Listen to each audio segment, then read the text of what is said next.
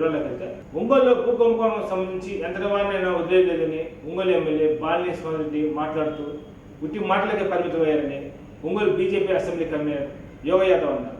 స్థానిక BJP assembly కార్యాలయంలో media సమావేశంలో పాల్గొని మాట్లాడారు. ఒంగోలు బీజేపీ అసెంబ్లీ కార్యాలయంలో మీడియా సమావేశంలో మాట్లాడారు. ఈ కార్యక్రమంలో Ongole BJP assembly co convener Seetharamaiah, Radhakrishna, Tirumala, Sudhakar, Prasad, Madhu Yadav, Tirumala తదితరులు బాగున్నారు.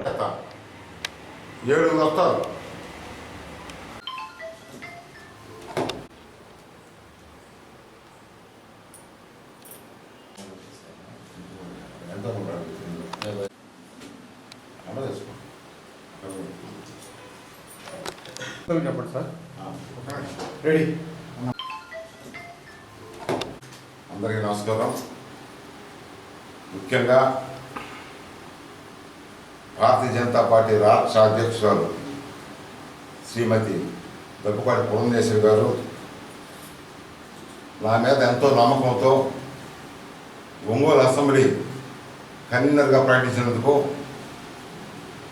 ముందుగా ఆమెకి ఈ సందర్భంగా కృతజ్ఞతలు తెలియజేస్తున్నాను. అదేవిధంగా కో కన్వీనర్గా నా మిత్రుడు సీతారామయ్య గారిని నియమించినందుకు కూడా ఆమెకి మా ఇరువురి తరఫున కూడా కృతజ్ఞత తెలియజేస్తున్నాం. ప్రధానంగా ఈ ఒంగోలు అసెంబ్లీలో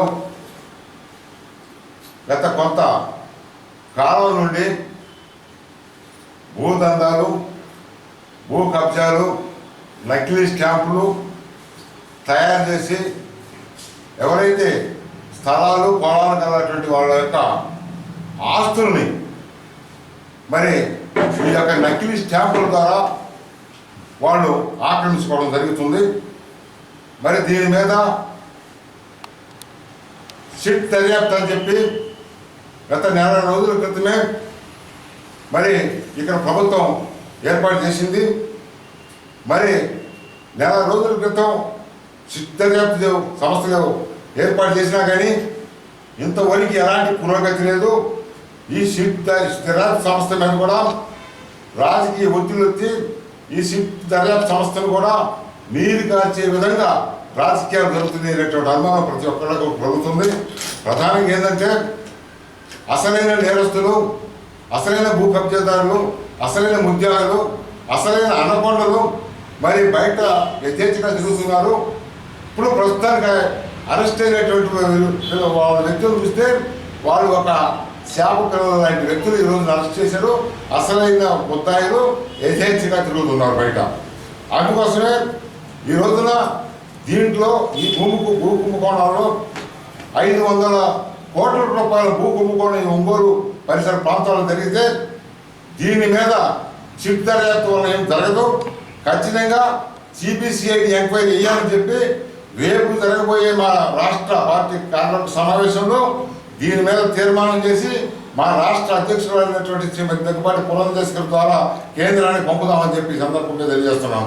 అదేవిధంగా మరి ఈ రోజున సాక్షాత్తు ఒక ప్రజాప్రతినిధి మన స్థానిక ఎమ్మెల్యే ఎవరైతే ఉన్నారో వాళ్ళు 10 సార్లు చెప్తానన్నారు ఎంతటి నేరస్తులైనా సరే అరెస్ట్ చేయాల్సిందేనని. మరి ఇంతవరకు ఎంతమందిని అరెస్ట్ చేశారు? అసలైన ముద్దాయిలు బయట తిరుగుతుంటే మరి వాళ్ళ మీద ఎందుకు చర్యలు తీసుకోలేదని చెప్పి భారతీయ జనతా పార్టీ సందర్భంగా స్థానిక ప్రజాప్రతినిధి ప్రశ్నిస్తుంది.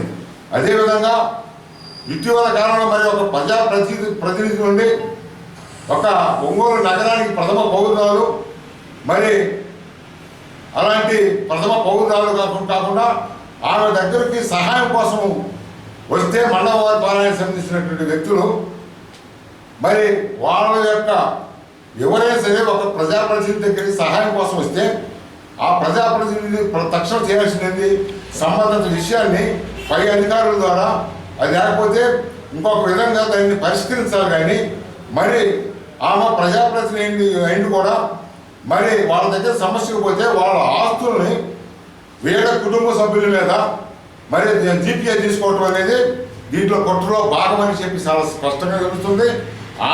ఆమె జీపీఏ తీసుకోవటమే కాకుండా మరి అదేవిధంగా ఇంకొక ఇద్దరు వ్యక్తులు వాళ్ళ భర్త మీద ఒక 7 ఎకరాలు, అదేవిధంగా వాళ్ళ యొక్క ఇంకొక అనుసరుడి మీద ఒక 7 ఎకరాలు మరి జీపీ తీసుకున్నారంటే దీంట్లో కుట్ర కొడం అనేది చాలా స్పష్టంగా దాగి ఉన్నది. దీని మీద తక్షణమే విచారణ చేయవలసిన అవసరం ఎంతైనా ఉన్నది. దీని మీద మరి ఎంతటి పెద్దవాళ్ళైనా సరే చర్యలు తీసుకోవాలా. ఇదే విధంగా ఈ యొక్క ఒంగోలు అసెంబ్లీలో జరిగినటువంటి విషయాన్ని కూడా మేము కేంద్ర ప్రభుత్వం దృష్టికి తీసుకుపోతున్నాం. అదేవిధంగా ఇక్కడ ప్రజెంట్ ఎమ్మెల్యే కావచ్చు, మరి మాజీ ఎమ్మెల్యే కావచ్చు, వాళ్ళు ఇరువురు కూడా ప్రజల సమస్యలను గాలి వదిలేసి కేవలం మీరు అవినీతి పనులంటే మీరు అవినీతి పనులు చెప్పుకుంటున్నారు తప్ప వీళ్ళిద్దరి వలన ప్రజలకు ఏం ఉపయోగం లేదు. వీళ్ళిద్దరు కూడా పూర్తిగా ప్రజా సమస్యలను విస్మరించి వాళ్ళ యొక్క వ్యక్తిగత ఆరోపణలు చేసుకుంటున్నారు. ఇప్పటికే ప్రజలు కూడా ఒక నిర్ణయానికి వచ్చిన్నారు. ఈ యొక్క ఇద్దరు నాయకులు కూడా ఈ ఒంగోలు అసెంబ్లీకి ఒంగోలు ప్రజలకి అవసరం అని చెప్పి ప్రజలు కూడా ఆలోచిస్తున్నారు. అందుకోసమే రాబో రోజుల్లో భారతీయ జనతా పార్టీ వైపు ప్రజలు చూస్తున్నారు. ఖచ్చితంగా నరేంద్ర మోడీ గారి నాయకత్వంలో భారతీయ జనతా పార్టీకి పేద బడుగు బలహీన వర్గాలు, అదేవిధంగా బీసీలు, ఎస్సీలు అందరూ కూడా పూర్తిగా మద్దతు తెలపడానికి సిద్ధంగా ఉన్నారు. ఆ దిశగా మేమందరం ఇప్పటి నుండే కూడా మేము ఈ ప్రభుత్వ అరాజక విధానాల మీద మరి ఛాయశక్తులా మేము మా వంతు కృషిగా మేము ఫైట్ చేస్తూనే ఉంటాము. ఎక్కడ ఎలాంటి అన్యాయం జరిగినా కానీ ప్రజల పక్షాన్ని నిలబడి మేము పోరాడతామని చెప్పి సందర్భంగా తెలియజేస్తాం. ఒంగోలు అసెంబ్లీ కో కన్వీనర్గా శ్రీమతి దగ్గుబాటి పురంధరేశ్వరి గారు మా రాష్ట్ర అధ్యక్షురాలు నియమించిన సందర్భంగా వారికి కృతజ్ఞతలు తెలుపుకుంటున్నాము. అదేవిధంగా మా కన్వీనర్ గారు అయినటువంటి యోగ యాదవ్ గారి ఆధ్వర్యంలో ఒంగోలు అసెంబ్లీలో బీజేపీ బలోపేతం కావడానికి, అదేవిధంగా ప్రజా సమస్యలపై ఎంతవరకైనా సరే పోరాడే విధంగా మేమందరం కూడా మా తోటి మిత్రులందరినీ, మా కార్యకర్తలని అందరినీ కూడా కలుపుకొని వెళ్ళే విధంగా కృషి చేస్తామని ఈ విధంగా తెలియజేసుకుంటున్నాం. ఇకపోతే రేపు అంటే 20వ తారీఖు మా రాష్ట్ర కార్యవర్గ సమావేశం ఒంగోలులో జరగబోతోంది. ఆ కార్యవర్గ సమావేశంలో ఒంగోలులో జరిగినటువంటి భూ అక్రమాలు, కుంభకోణాలు వీటన్నిటి గురించి, అదేవిధంగా మొన్న 4 రోజుల కిందట కొత్తపట్నం బ్రిడ్జి పరిశీలనకు మేమందరం వెళ్ళి వచ్చిన తర్వాత హడావడిగా 2 రోజుల క్రితమే దాని గురించి టెండర్ పిలవడం, ఆ రోడ్డు బ్రిడ్జి నిర్మాణ పనులు మొదలు పెట్టడం ఇవన్నీ కూడా జరిగింది. ఇదే విధంగా మున్ముందు కూడా ప్రజోపయోగ కార్యక్రమాలన్నింటినీ కూడా మీడియా ముందుకు తీసుకువచ్చి అదేవిధంగా ఈ భారతీయ జనతా పార్టీ బలోపేతానికి కృషి చేస్తామని తెలియజేసుకుంటున్నాం. మాజీ ప్రధాని స్వర్గీయ ఇందిరాగాంధీ జయంతి కార్యక్రమం ఒంగోలు కాంగ్రెస్ పార్టీ కార్యాలయంలో జిల్లా అధ్యక్షుడు యేదాసగర్ ఆధ్వర్యంలో ఘనంగా జరిగింది. ఈ కార్యక్రమంలో Congress party SSL co chairman Uddanni Mallikarjun, మండల పార్టీ నాయకులు తగలబూరు బుజ్జి, రవి, రసూల్, ప్రసన్నరాజు తదితరులు బాగున్నారు.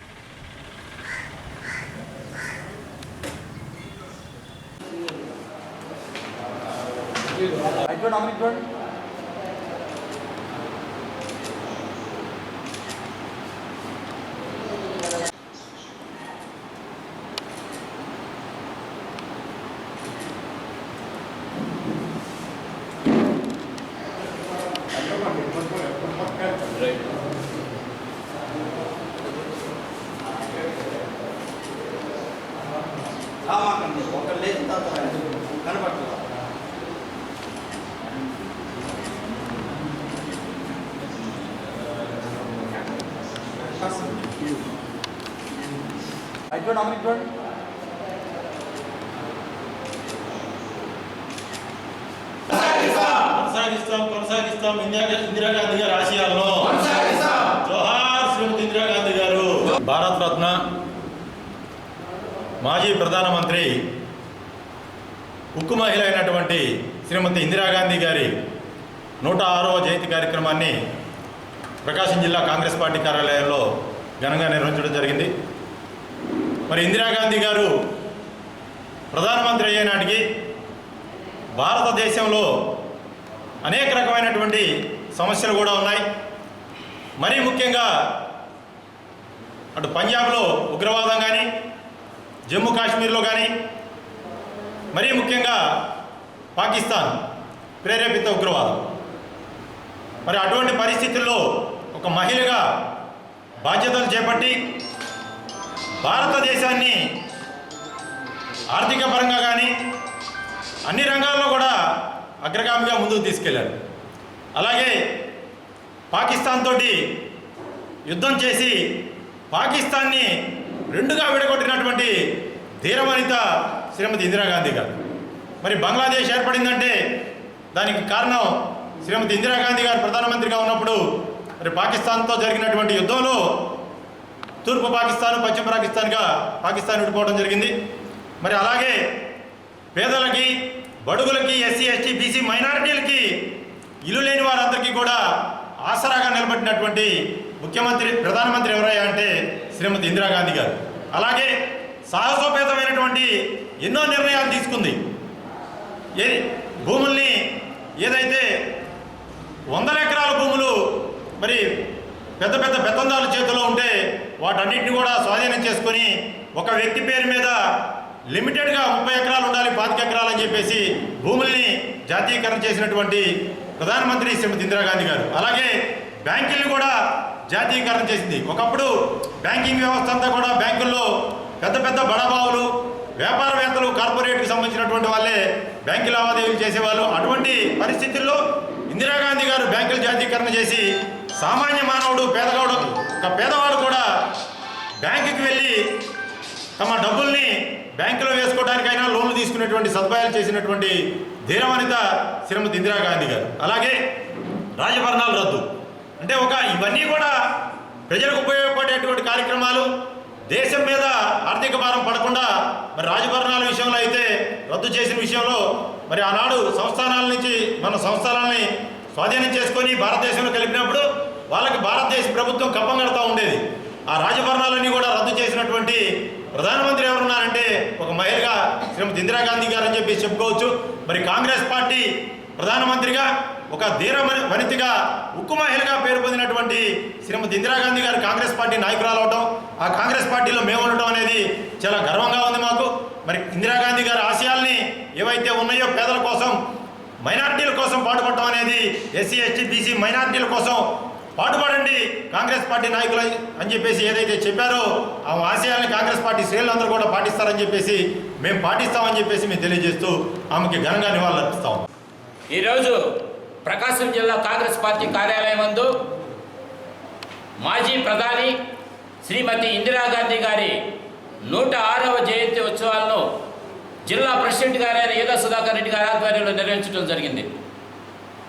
ప్రపంచం మొత్తం మీద కూడా ధీరవనితిగా, ఉక్కు మహిళగా పేరు తెచ్చుకున్న ఇందిరాగాంధీ ఎన్నో సాహసమైన నిర్ణయాలు తీసుకొని దేశాన్ని దశ మార్చింది. గరీబ్ హఠావో, హరిత విప్లవము, అలాగే చాలా పథకాలు పెట్టడమే కాకుండా 38 కేంద్ర ప్రభుత్వ అనుమతితోటి ఇండస్ట్రీస్ స్థాపించి ఎంతో మంది నిరుద్యోగులకి ఆసరాగా అందించిన మహోన్నతమైన వ్యక్తి ఇందిరాగాంధీ. ఆమె కాంగ్రెస్ పార్టీలో ఉండటం వల్ల, కాంగ్రెస్ పార్టీకి గొప్ప పేరు రావటం వల్ల, మేము కూడా ఈరోజు కాంగ్రెస్ పార్టీలో ఉండటం వల్ల గొప్పగా ఫీల్ అవుతూ ఆమె జయంతికి ఆమెను గుర్తు చేసుకోవటం. అలహాబాద్లో జన్మించినటువంటి ఇందిరా ప్రియదర్శిని ఒక మహిళ భారత ప్రధానమంత్రిగా ఎన్నికై ఇప్పటి వరకు భారత ప్రధానమంత్రిగా ఏ మహిళ కాలేదు. ఆమె వాళ్ళ తండ్రి గారైనటువంటి పండిట్ జవహర్లాల్ నెహ్రూ ప్రధానమంత్రి అయిన తర్వాత ఆయనకు క్యాబినెట్ కార్యదర్శిగా జీతం లేకుండా చేసినటువంటి మహిళ. ఆమె సుమారు 4 పర్యాయాలు భారత ప్రధానమంత్రిగా పనిచేసింది. ఆమె యొక్క పరిపాలనలో రాజభరణాల రద్దు, 1971లో పాకిస్తాన్ యుద్ధము, ఈ 20 సూత్రాల ఆర్థిక 20 సూత్రాల పథకాన్ని తీసుకొచ్చి ఈ దేశం యొక్క ఆర్థిక వ్యవస్థను పూర్తిగా మార్చినటువంటి ఘనత ఇందిరాగాంధీ గారు. ఆ రోజు రాజభరణాల రద్దు, బ్యాంకుల యొక్క విలీకరణ, ఇవన్నటువంటి ఆమె పరిపాలన చాలా ముఖ్యమైన. ఉన్నటువంటి ఆధునంలో ఘనంగా జరుపుకున్నాం. ఆమె ఆశయాలు కొనసాగాలని, రాబోయే రోజుల్లో మంచి భవిష్యత్తు కాంగ్రెస్ పార్టీకి రావాలని పేదలందరూ ఎదురు చూస్తున్నారు. బీసీ ఎస్సీ మైనారిటీ కులాలందరూ కాంగ్రెస్ పార్టీ రావాలని, రాబోయే రోజుల్లో ఆ ఆశయాలు కొనసాగిస్తామని ఈరోజు ఈ కార్యక్రమం. దేశంలో సోషలిస్ట్ మనోభావమైన ఏకైక పార్టీ సమాజ్వాదీ పార్టీ అని రాష్ట్ర అధ్యక్షుడు పాస్య వెంకటేశ్వర ఉన్నారు. సమాజ్వాదీ పార్టీ రాష్ట్ర అధ్యక్షుడు ఎన్టీఆర్ సందర్భంగా ఒంగోలు ఎన్టీఆర్ కార్పొరేషన్లో సన్మాన సభలో పాల్గొని మాట్లాడారు.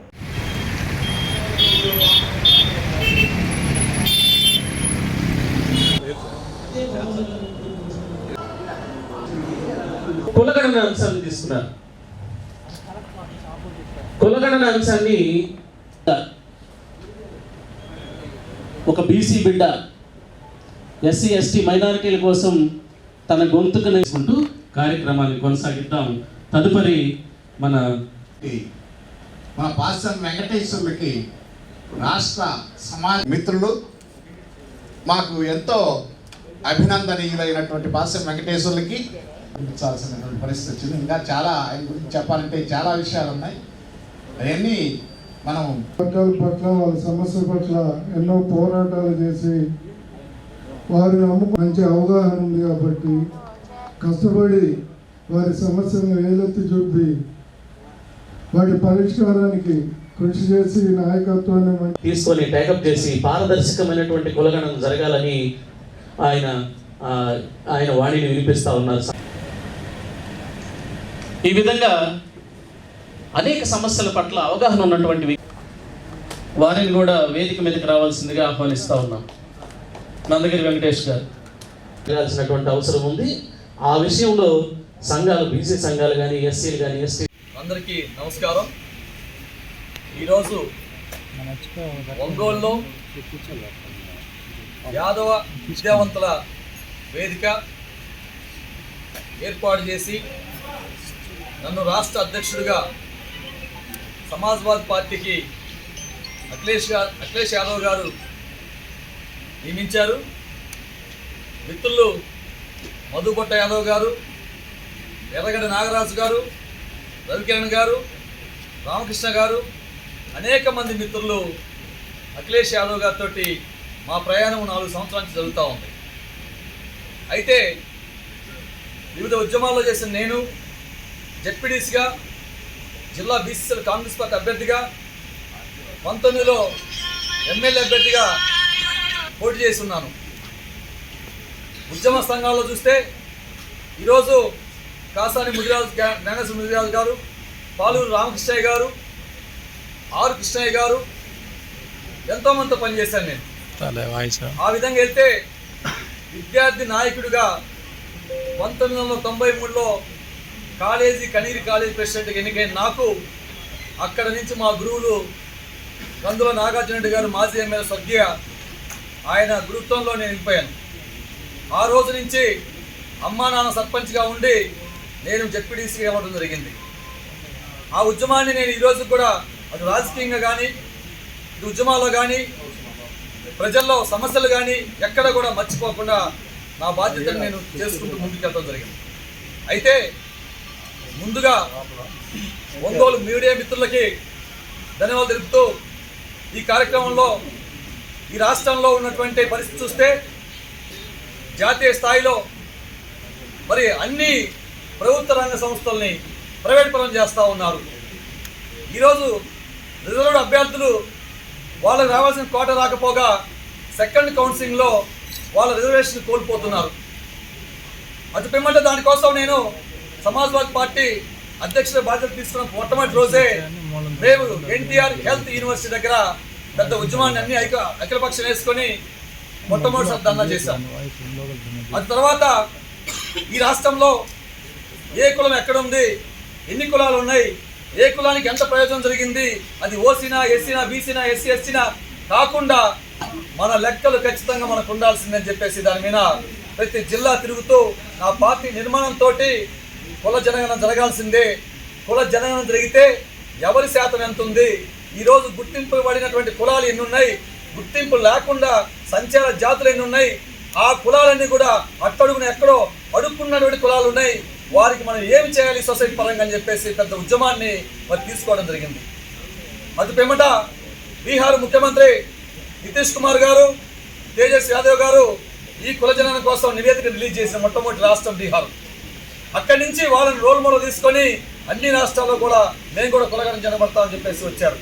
అయితే మేము దాదాపుగా 50 మీటింగుల దాకా చేసిన తర్వాత ఈ ప్రభుత్వం నివేదికను మేము కూడా నవంబర్ 15 నుంచి మేము కూడా జనగణన పడతామని చెప్తున్నారు. అయితే కుల జనగణన జరిగేటప్పుడు అన్ని కులాలు కూడా ట్రాన్స్పరెంట్గా జరుగుతున్నాయా లేదో చూడాల్సిన బాధ్యత ఇప్పుడు వచ్చినటువంటి మీ అందరి మీద ఉంది. ఎవరైనా కావచ్చు, ఓసీలైనా వాళ్ళ జనం ఎంతో తెలియాలి, వాళ్ళ ప్రాపర్టీస్ ఎంతోనే తెలియాలి, అట్టడు స్థాయిలో ఉన్నటువంటి మరి ప్రభుత్వం నుంచి వచ్చేటువంటి పథకాలు ఏ కులాలకు ఈ 75 సంవత్సరాల్లో ఈ ఫలాలు అనుభవించారా లేదా, ఈ ఫలాలు అనుభవించకపోతే భవిష్యత్తు కార్యాచరణ ఏంటి, ఇవన్నిటి మీద కూడా మేము సమాజ్వాదీ పార్టీ ముందుకు వెళ్తా ఉన్నాం.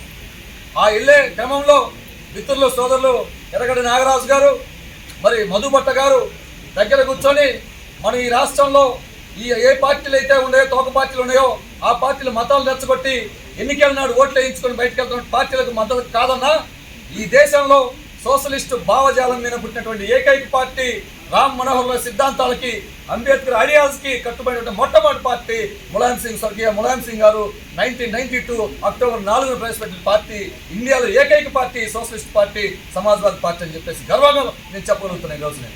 అయితే భవిష్యత్తు కార్యాచరణలో చూస్తే ఈరోజు రాజ్యాధికారం కోల్పోయినటువంటి వ్యక్తులు ఎవరైతే ఉన్నారో, ఏ కులాలు అయితే ఉన్నారో, ఏ మతాలు ఉన్నారో వాళ్ళందరినీ కలుపుకొని భవిష్యత్తులో ఈ పార్టీని ఇక్కడ ఉన్నటువంటి రాజ్యాధికారం అనేటువంటి దాని మీద మేము ముందుకెళ్తూ మా ప్రయాణం సాగిస్తామని చెప్పేసి ఈరోజు ఇక్కడికి ఇచ్చేసి అన్ని కులాలు వచ్చినాయి నా అభిమానులందరూ కూడా. అంటే భావజాలం కలిగినటువంటి అన్ని కులాల్లో ఉన్నటువంటి భావజాలం కలిగినటువంటి అందరూ కూడా ఈరోజు మరి నాయుడు గారు వచ్చారు, మాకు అందరూ కూడా చౌదరి గారు వచ్చారు, అన్ని కులాల్లో కూడా. ఎందుకంటే పాస వెంకటేశ్వర్లు ఫస్ట్ నుంచి ఉద్యమ నాయకుడు పనిచేస్తున్నాడు, రాజకీయ నాయకుడు 2 పేర్లను నడుపుతున్నాడు కాబట్టి అతనికి మన ఆశీస్సులు ఇద్దామని వచ్చినందుకు మీ అందరికీ కూడా ధన్యవాదాలు చెప్పుకుంటూ ముందున్నటువంటి వాళ్ళు పెద్దలకి అందరూ కూడా మరొక్కసారి మార్పుల్ని తీసుకొచ్చినటువంటి పార్టీ సమాజ్వాదీ పార్టీ.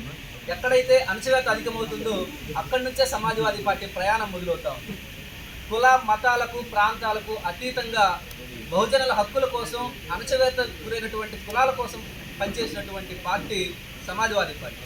మనం కనుక తీసుకుంటే ఒక నిమ్న వర్గాలకు సంబంధించినటువంటి మాయావతి గారిని ముఖ్యమంత్రిని చేసినటువంటి కాన్షీరామ్ గారు, మెస్సయ్య, దళితుల మెస్సయ్య స్వర్గీయ కాన్షీరామ్ గారిని మొట్టమొదటిసారిగా పార్లమెంటుకు పంపించినటువంటి ఘనత సమాజ్వాదీ పార్టీ నాయకులు, అధ్యక్షులు స్వర్గీయ ములాయం సింగ్ యాదవ్ గారికి. అలాగే మన పూలందేవి గారిని కనుక తీసుకుంటే తన హక్కును చేర్చుకుని పార్లమెంటుకు పంపించినటువంటి ఘనత ములాయం సింగ్ యాదవ్ గారికి. అబ్దుల్ కలాం గారిని మనం అందరం ఎంతో గొప్పగా చెప్పుకుంటున్నటువంటి అబ్దుల్ కలాం గారిని రాష్ట్రపతిని చేసినటువంటి ఘనత కూడా స్వర్గీయ ములాయం సింగ్ యాదవ్ గారికి సమాజ్వాదీ పార్టీకి దక్కుతుంది. అటువంటి గొప్ప పార్టీని, ఆ బాధ్యతలని మా సోదరుడు పాస వెంకటేశ్వర గారికి అప్పచెప్పినందుకు అఖిలేష్ యాదవ్ గారికి మరియు మీ అందరూ ఈ కార్యక్రమాన్ని ఏర్పాటు చేసి సహకరిస్తున్నందుకు మీ అందరికీ కూడా ధన్యవాదాలు తెలుపుతున్నాము. ముస్లిం మైనారిటీ సంక్షేమ సంఘం ఆధ్వర్యంలో నూతన రాష్ట్ర అధ్యక్షుడు ఎన్నికైన కాసిం అలీ సన్మాన సభ ఒంగోలు ఎంసీఏ భవనంలో ఘనంగా జరిగింది. ముఖ్య అతిథులుగా దళిత సంఘాల ఐక్యవేదిక జాతీయ అధ్యక్షుడు చప్పటి వెంగళరావు, మాలమహన రాష్ట్ర అధ్యక్షుడు దాసరి శివాజీ, గిరిజన ఐక్యవేదిక రాష్ట్ర అధ్యక్షులు గంటా సుబ్బారావు, లోక్సత్తా పార్టీ రాష్ట్ర నాయకులు రఫీ, దళిత మహాసభ రాష్ట్ర అధ్యక్షులు చిట్టిమాల సంపత్ కుమార్ పాల్గొన్నారు. ఈ సందర్భంగా మాట్లాడుతూ 3 దశాబ్దాలుగా ఎస్సీ, ఎస్టీ, బీసీ, ముస్లిం మైనారిటీ సమస్యల పట్ల నిరంతరం కృషి చేస్తూ తన దగ్గరకు ఏ అవసరం కోసం వచ్చినా కాదనకుండా వారి పరిధి మించి సాయం చేస్తూ అంబేద్కర్ ఆశయాలతో ముందుకు సాగుతున్న కాసిం అలీ గారిని ఘనంగా సన్మానించడం జరిగిందన్నారు. ముస్లిం మైనార్టీ హక్కుల కోసం ఆయన గౌరవ తీసుకొని ఆశయాలతోటి ముందుకు రావడానికి ఆయన కంకణబద్ధులై పనిచేయడానికి సిద్ధంగా ఉండి పదవి తీసుకోవడం జరిగింది. ఈ పదవిలో మీకు అన్ని సంఘాల నుంచి దళిత సంఘాలు, ప్రజా సంఘాలు, కుల సంఘాలు సహకరించాలని కోరుతా ఉన్నాం. ఇప్పుడు ఆఖరిగా ముఖ్య రాష్ట్ర అధ్యక్షుడిగా ఎన్నికైన ఆశయాలతోటి ముందుకు రావడానికి ఆయన కంకణబద్ధులై పనిచేయడానికి సిద్ధంగా ఉండి పదవి తీసుకోవడం జరిగింది. ఈ పదవిలో మీకు అన్ని సంఘాల నుంచి దళిత సంఘాలు, ప్రజా సంఘాలు, కుల సంఘాలు, అన్ని సంఘాల నుంచి మీ యొక్క పోరాటంలో మీకు మద్దతుగా ఉంటారు.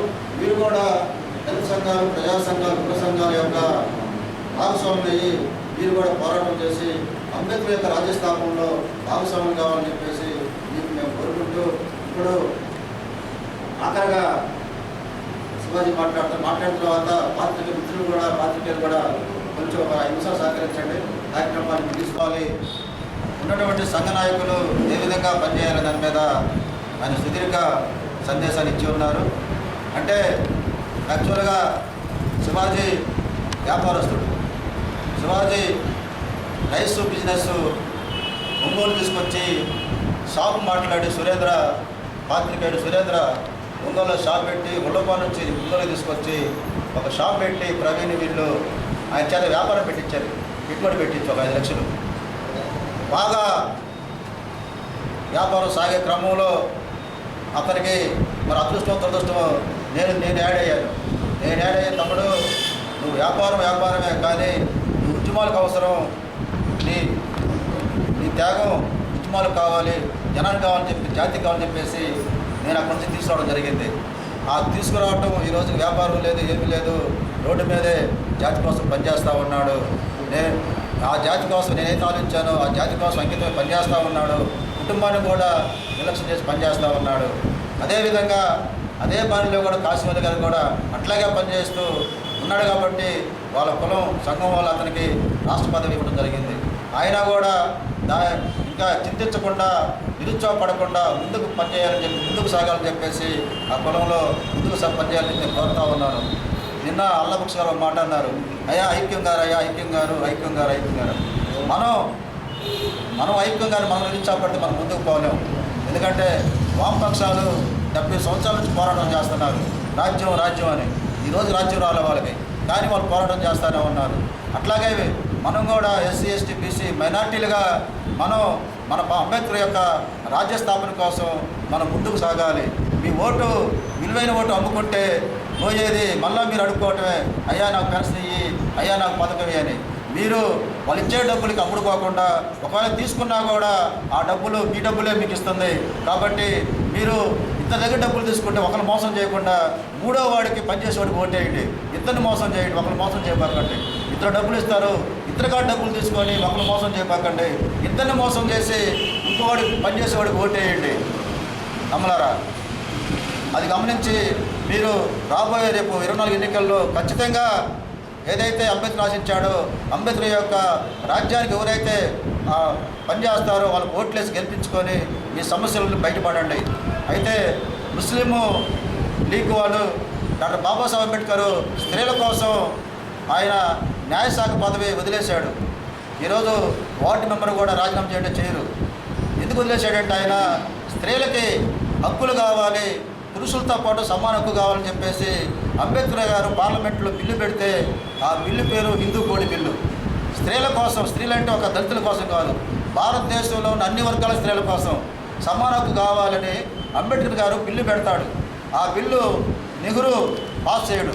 అప్పుడు నెహ్రూ ప్రధానమంత్రి. ఆ బిల్లు పాస్ కాకుండా, ఎందుకంటే స్త్రీలకి సమాన హక్కు ఇవ్వకూడదు, పురుషులతో పాటు సమానంగా ఇవ్వడానికి లేదని చెప్పేసి ఆ రోజునటువంటి పార్లమెంట్లో అందరూ కూడా వ్యతిరేకిస్తారు. ఆ దానికోసంగా ఆయన స్త్రీలకి సమాన హక్కు ఇవ్వలేదని చెప్పేసి ఆయన బయటకు వస్తాడు రాజీనామా చేసి. బయటకు వచ్చిన తర్వాత మరలా ఆయన్ని ఎంపీగా గెలవకుండా కాంగ్రెస్ పార్టీ కానీ అక్కడ ఉన్న ప్రతిపక్షాలు మొత్తం కుమ్మక్కయ్యి ఆయన వాడబడతారు. అప్పుడు ముస్లిం లీగు, ముస్లిం పెద్దలందరూ కూడా దేశవ్యాప్తంగా మొత్తం కూర్చొని మీటింగ్ వేసి అంబేద్కర్ అని అతను పార్లమెంట్లో ఉండాలి, అతను లేకపోతే ఎస్సీ ఎస్టీ బీసీ మైనార్టీలకి న్యాయం జరగదు కాబట్టి ఆయన ఓడిపోయిన ఆయన్ని తీసుకెళ్ళి కేరళలో ముస్లిం ఎంపీ ఒక అతను గెలిస్తే అతని చేత రాజీనామా చేయించి అంబేద్కర్ని అక్కడ పోటీ పెట్టి ముస్లిమ్స్ మొత్తం కూడా అక్కడ గెలిపించి అంబేద్కర్ గారిని మరలా పార్లమెంట్కి పంపించిన ఘనత ముస్లింది. ఆ బాణిలోనే మనం కూడా అంబేద్కర్ ఇష్టం కాబట్టి ముస్లిం సోదరులు మొత్తాన్ని కూడా మేము ప్రేమిస్తూ వాళ్ళ యొక్క సమస్యల పట్ల మేము స్పందిస్తూ ఉన్నాం. కాబట్టి ముస్లింలు అంబేద్కర్ మీద ఎప్పుడో వాళ్ళు ఆయన సేవలు గుర్తించారు. ఈ రోజునటువంటి వ్యాపారస్తులుగా వాళ్ళు పదవుల కోసం అలంకారంగా ఎమ్మెల్యేలు ఎంపీలు తప్ప నిజంగా ఈ జాతులు పనిచేద్దామని చెప్పి ఎవరకూడదు. కాబట్టి మనం 5 నలుగురమైనా కూడా మనం కూడా గ్రామాల్లో చైతన్యం చేసి రాబోయే రోజుల్లో ఖచ్చితంగా అంబేద్కర్ యొక్క ఆశించినటువంటి సమాజ స్థాపనకి మీరందరూ ఓట్లేసి గెలిపించాలని చెప్పి అదే పందాలు ఒలి గారు కూడా పనిచేయాలని చెప్పి సన్మాన గ్రహీత షేక్ కాసిం అలీ గారికి, అలాగే నా సోదర సమానులు, మేము ఇప్పుడు కలిసి ఏ కార్యక్రమానికైనా ముందు విశ్రాంత ఉద్యోగులు అన్న అల్లాబక్ష గారికి, వారితో పాటు వేదిక మీద మేము ఉంటే మా ముందు ఉన్నటువంటి తెలుసుకోవాలనుకున్నాం. అన్న కూడా చెప్పాను, పెద్ద బహిరంగ సభ లాంటిది ఏర్పాటు చేసుకొని చేస్తుంటే బాగుంటుంది అనుకున్నాం. అయితే ముందుగా ఒక కార్యక్రమాన్ని మీడియా ద్వారా తెలియపరచుదామనే ఉద్దేశంతో ఈరోజు ఏర్పాటు చేయడం జరిగింది. నేను సుదీర్ఘంగా దాదాపుగా కావలి నుంచి రావడం, అలాగే మీ అందరికీ తెలిసి ఈరోజు ఆదివారం వాస్తవంగా చర్చిలో ఉండాల్సిన వాళ్ళు నేనైతే ఏ ఆదివారం కూడా తప్పకుండా చర్చికి వెళ్తారు. కానీ వెంగళరావు అన్న పిలుపు మేరకు అర్ధరాత్రి అయినా కూడా నేను అన్నీ వదిలేసి ఆయనతో నడవడానికి, ఆయనతో రావడానికి, ఆయనతో కలిసి ముందుకు పోవడానికి నేను సిద్ధంగా ఉంటాను ఎప్పుడైనా కూడా. అన్న మాకు నేర్పినటువంటి ఉద్యమ ఆలోచనలు కానీ సిద్ధాంతాలు కానీ కారంచేరు నుంచి చుండూరు నుంచి దళితుల ఐక్యంగా ముందుకు ఎలా పోవాలో, ఆ యొక్క సమస్యలను ఎలా ఎదుర్కోవాలో, రాబోయే రోజుల్లో భవిష్యత్తులో మా యొక్క మహిళలు కానీ మన బిడ్డల భవిష్యత్తుని ముందుకు ఎలా తీసుకెళ్లాలనేటటువంటి ఆలోచన అధ్యయనం నేర్పించినటువంటి వ్యక్తి మాకు కత్తి పద్మారావు తర్వాత ఈ రాష్ట్రంలో మా పక్కన ఉన్నటువంటి అన్న వెంగళరావు అన్న. ఈ అందరికంటే ముందు చెప్పుకునేటటువంటి క్రమంలో మాకు ఉద్యమాల్లో ఓనమాల్లో నేర్పినటువంటి వ్యక్తి. ఒక పత్రికా ప్రకటన రాయాలన్నా, ఒక సమస్య మీద మాట్లాడాలన్నా, ఒక అధికారి దగ్గరికి వెళ్ళి ఆ సమస్యను ఏ విధంగా చెప్పాలన్నా కూడా మాకు ముందుగా ఆలోచన రేకెత్తించే వ్యక్తి ఎవరంటే మాకు వెంగళరావు. ఆయన ఉద్యోగాన్ని వదిలిపెట్టి ఉపాధిని వదిలిపెట్టి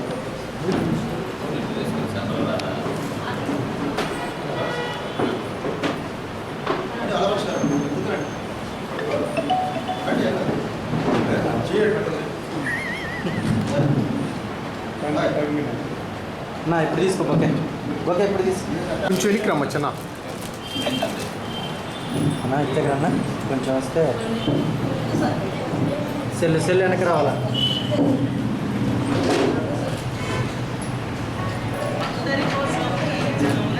శివాజీ పట్టుకో జరగండి కొంచెం చెప్పండి.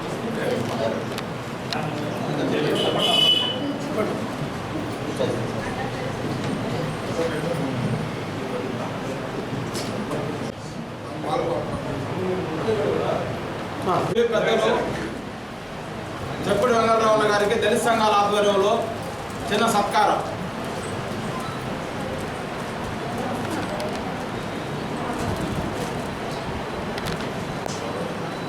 కనపడబోదు గుర్తు చేసుకుంటాయి. ఈ నెల 26వ తేదీన అంబేద్కర్ రాజ్యాంగ ఆమోద దినోత్సవ కార్యక్రమాన్ని ఘనంగా జరపాలని దళిత హక్కుల పరిరక్షణ సమితి రాష్ట్ర అధ్యక్షుడు నీలనాగేంద్ర అన్నారు. స్థానిక నీలనాగేంద్ర కార్యాలయంలో మీడియా సమావేశంలో పాల్గొని మాట్లాడారు. స్థానిక దళిత హక్కుల పరిరక్షణ సమితి కార్యాలయంలో మీడియా సమావేశంలో పాల్గొని మాట్లాడారు. ఈ కార్యక్రమంలో మాలమహన జిల్లా అధ్యక్షులు దారా అంజయ్య, ఆనంద్, కాకమాన్ రవి తదితరులు బాగున్నారు.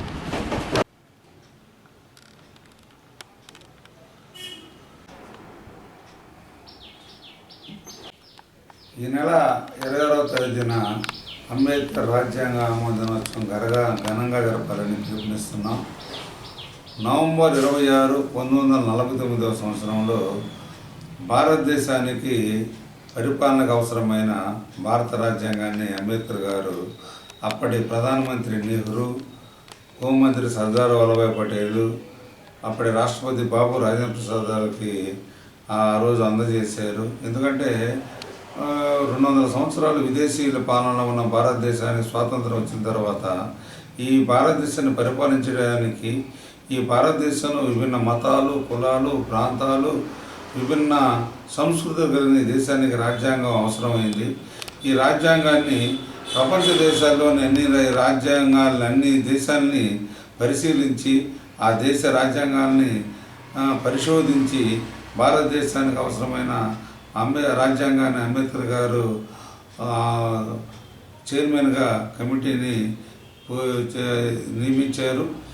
ఆ విధంగా 2 సంవత్సరాల 11 నెలల 18 రోజుల్లో ఈ భారత రాజ్యాంగాన్ని పూర్తి చేసిన అంబేద్కర్ గారు దీన్ని భారతదేశానికి అందించారు.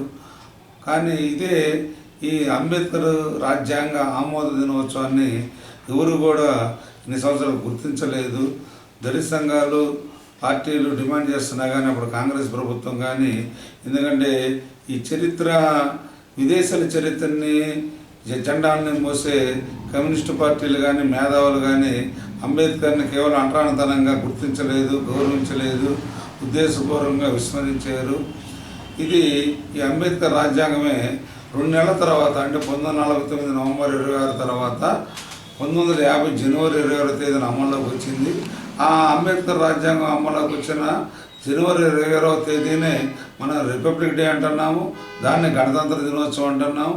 ఆ రోజు ఢిల్లీ ఎర్రకోట నుంచి పోలీసు పెరేడ్ గ్రౌండ్ పల్లెల్లో కూడా జాతీయ జెండాలు ఎగరేస్తున్నారే కానీ కనీసం అంబేద్కర్ పేరును కూడా స్మరించుకోకుండా భారతమాత ఫోటోలు పెట్టి అంబేద్కర్ని విస్మరించి ఆ కుల వివక్షత అంటరానితోటి పాలకులు ఈ అంబేద్కర్ రాజ్యాంగ ఆమోద దినోత్సవాన్ని అదేవిధంగా రిపబ్లిక్ డేని కూడా విస్మరిస్తున్నారు.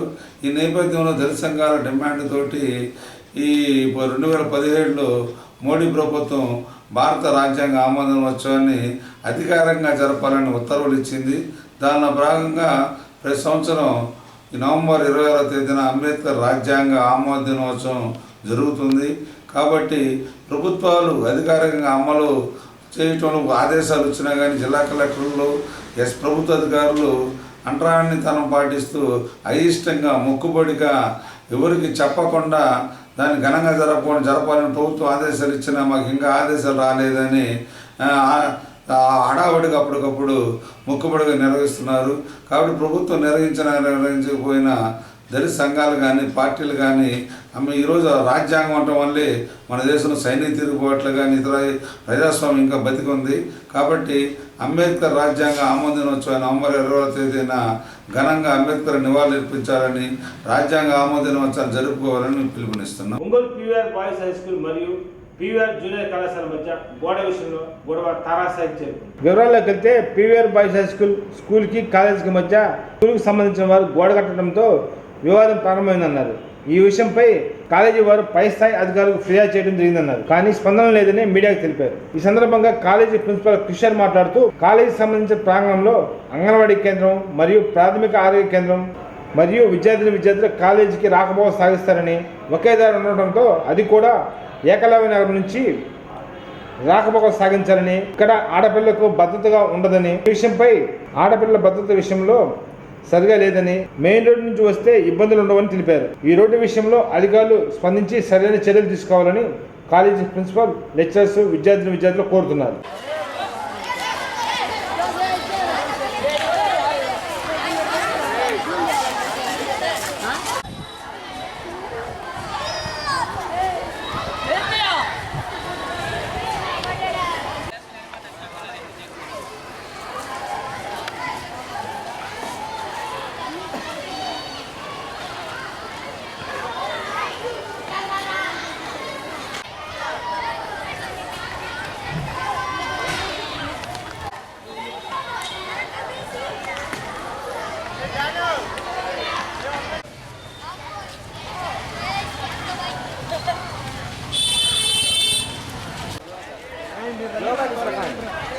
వస్తే మాత్రమే ఇక్కడ అభివృద్ధి జరుగుతుంది.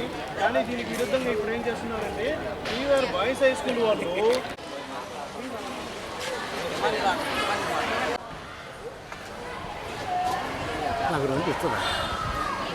అంగన్వాడీ వాళ్ళు ఈ PVR boys high school campus ఉంది సార్.